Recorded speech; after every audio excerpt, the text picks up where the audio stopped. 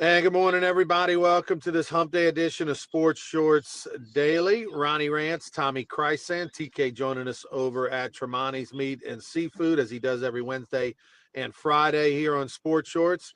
Let's talk a little LSU baseball. Last night I was on the call with Lynn Rollins.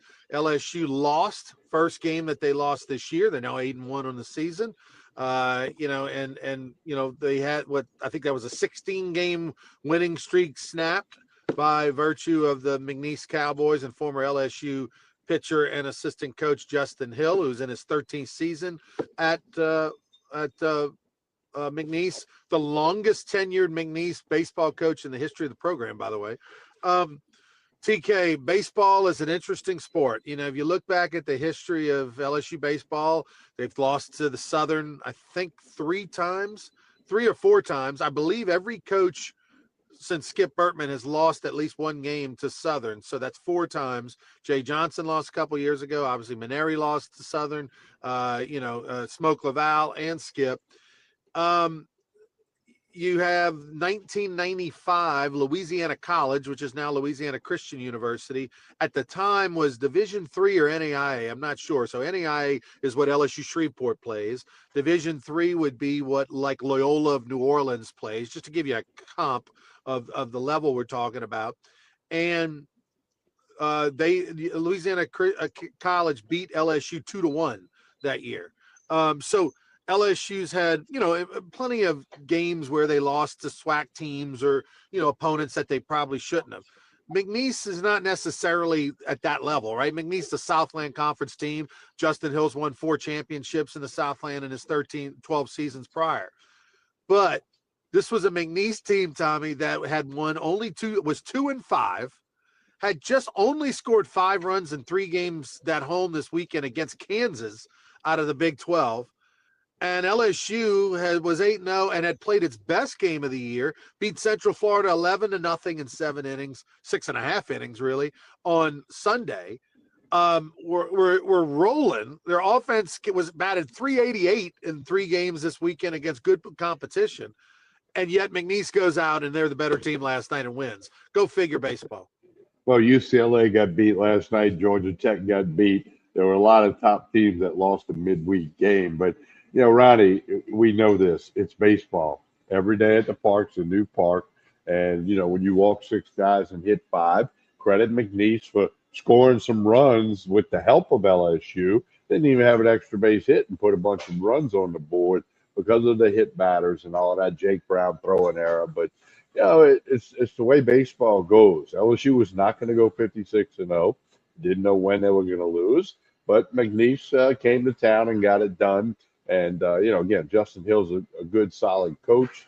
McNeese program's been solid in the Southland for years, and they're going to continue to be. So it is what it is, and LSU going to right the ship against Dartmouth and Northeastern this coming weekend.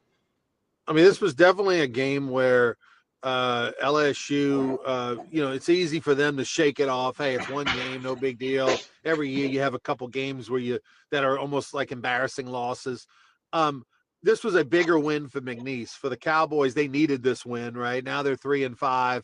They're probably going to play with a lot more confidence. You can let the stink of a sweep at home to Kansas of the weekend kind of go by. Everybody's going to be telling you today and tomorrow in Lake Charles, what a great job it was, what a big win. But more importantly, it gives that program confidence because at the end of the day, for them to make the NCAA tournament, they need to win their postseason tournament, right? They need to win the Southland Conference tournament. It doesn't really matter for McNeese what their record is. They need to just be rolling and playing their best baseball when mid-May rolls around for their conference tournament. And a game like today will go a long way for them.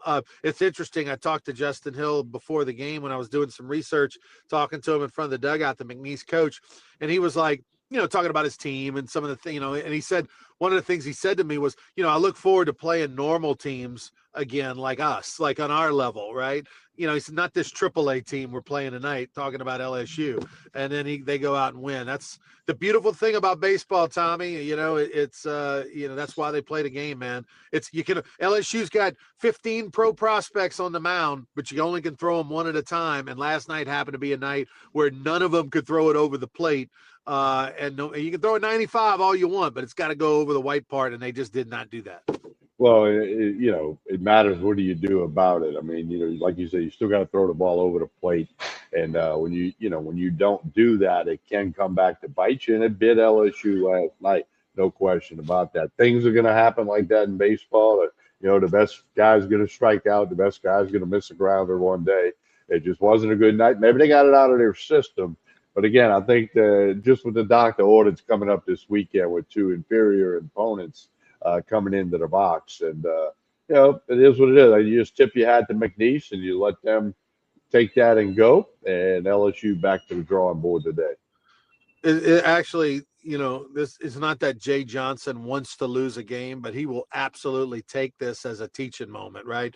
LSU feeling good about themselves. We're going to be undefeated going into SEC play. Maybe you're tasting yourself a little bit too much.